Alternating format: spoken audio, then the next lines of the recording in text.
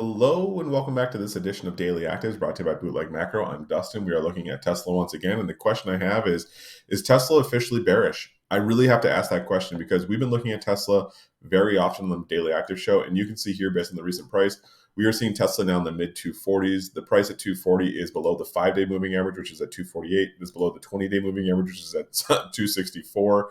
I don't expect us to hit 264 anytime soon. One of the things that I find to be fascinating as well is that you see that over the past few days, while the price has been falling, essentially while we've been getting lower and lower prices, we've been getting more than 100 million shares traded. Now, that's not that many for Tesla. Definitely, we can see really large days. We're getting over 200 million shares traded back in June. And back in June, can you believe it was only a couple months ago? Where now what we're seeing in Tesla is essentially a slow drip down. The one thing that I do think might be positive for it is that we're seeing right here, we're seeing a breakout in volatility. Volatility was at 2.2 on the 4th of August. It's now at 12.4. Now, the one thing I do really like to see, and if you watch my video from yesterday, I was looking to see if we were going to get the falling volatility and the falling price correlation, which generates what is now a price to rise. If the price to rise sustains itself, what we should expect is that sideways action to a little bit up. Essentially what we saw here in the middle of June, where we got this action, or the beginning of July, where we got this action where it was essentially very tight bars, a little bit up, but not much actual movement. That was because of the way volatility was moving. But now when I look across, I see we have gone positive on the 1 day. We may go positive on the 5-day. We would have to stay above 253 tomorrow, which there's a chance that we could do that. The 15-day, which if we look at what the 15-day is, it's 262. So if we got above 262, we'd actually flip on the 5-day and the 15-day. 1 month ago, what was the price of Tesla? I imagine it was 275. It's going to be tough to flip the 1 month because in 2 days or next Monday, we're going to have to compete with 290 and 293 on next Tuesday. Wednesday's 291, but then it gets really easy around next Thursday. So that means that potentially by the middle of next week, we can start to see it flip on the 1 month rolling positive return, and that would kind of flip the algos back to Tesla. Now, when we look at the signals here, we do still have a go short on the short term, intermediate term, and longer term. We are still bearish on the short term, intermediate term, and longer term for the trend as well. These are not great signals for Tesla. We do see that we have a falling bear. The one positive that we see on the average of the 10-day over the past 2 days is we do see that we've gone positive on the 2-day average of bullishness.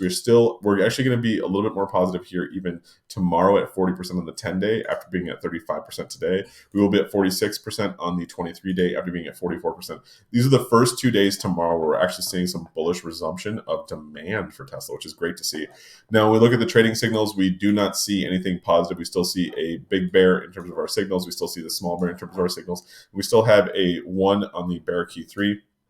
We would want to watch that flip and see the bull key 3 return and potentially a buy signal. Now we're going to go ahead and look at the overall charts. You can see even more up close. Today was not a day to do nothing. It was not necessarily a nothing burger. What it was, if anything, might have been the beginning of a bottom inside of this drop that we've seen all summer.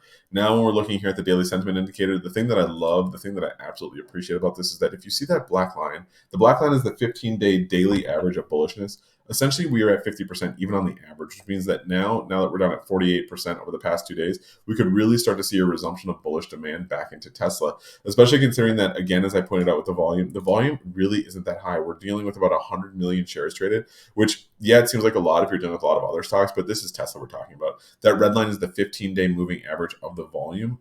It's not even breaking above it. So that tells you that this stock needs probably what? The stock probably needs 115, 111 million shares traded for it to even kind of be a special day in volume for where Tesla is right now.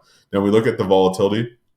We can see the volatility again is starting to break out. The correlation is also continuing to break out with it. We'd like to start to see some gap ups in Tesla. We'd like to see a little resumption in some aggressive moves. We went from the mid 240s all the way up to 265 in like 2 days. That would be the type of move I'd be expecting in Tesla, especially when I look at where we are in the trade range. We're at the very bottom of the range. Now the range is diving lower. It goes down all the way down to 230. The top of the range is starting to break out. It's up at 301. And that's what I mean, is that the range is going to break out because the volatility is starting to break out. We're starting to get a resumption of the volatility getting higher and higher. That's going to make that range get wider and wider.